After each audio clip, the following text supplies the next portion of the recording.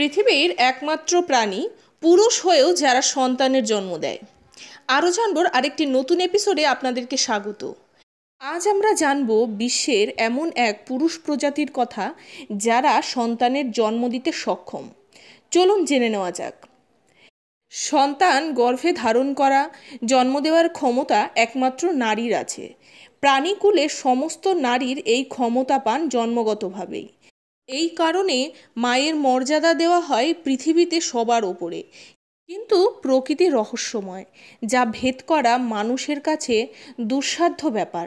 জানেন কি, পৃথিবীতে এমন এক প্রাণী রয়েছে যারা পুরুষ হয়েও সন্তানের জন্ম দিতে পারে।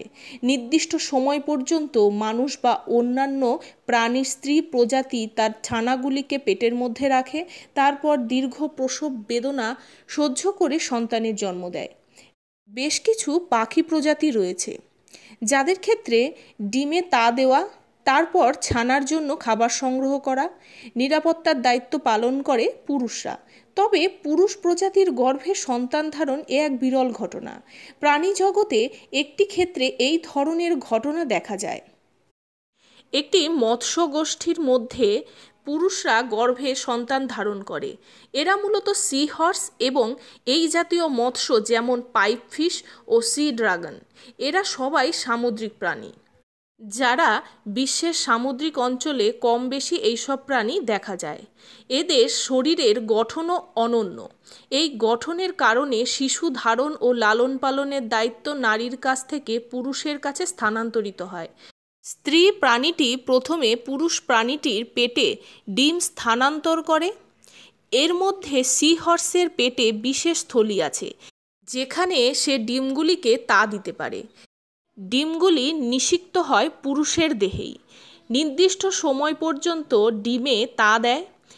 এই সময়টিতে ডিমে পুষ্টি সরবরাহ নিশ্চিত করে এবং ছানা ফুটে বের হওয়ার পর জীবাণু থেকে রক্ষা করার সব ব্যবস্থা নেয়। সি হর্সের ডিম থেকে বাচ্চা ফুটে বের হওয়া ও প্রসব পর্যন্ত 2 থেকে 4 সপ্তাহ সময় নেয়। প্রসবের দৃশ্যটা খুবই মজাদার। একটি সি হর্স একসঙ্গে 50 থেকে 1000 ছানার জন্ম দিতে পারে। এই প্রসব বেদনাটা 24 ঘন্টা পর্যন্ত স্থায়ী হতে পারে। জন্মের 2 থেকে 3 সপ্তাহ পর্যন্ত ছানাগুলি সমুদ্রের প্ল্যাঙ্কটনের সঙ্গে ভেসে বেড়ায়। এই সময় শিকারী প্রাণীর কবলে পড়ার ভয় থাকে সবচেয়ে বেশি। দেখা যায় হাজারে মাত্র একটি সি হর্সের ছানা বয়সপ্রাপ্তি পর্যন্ত পৌঁছাতে পারে। ভিডিওটি ভালো লাগলে লাইক, কমেন্ট, শেয়ার করতে ভুলবেন না। ধন্যবাদ।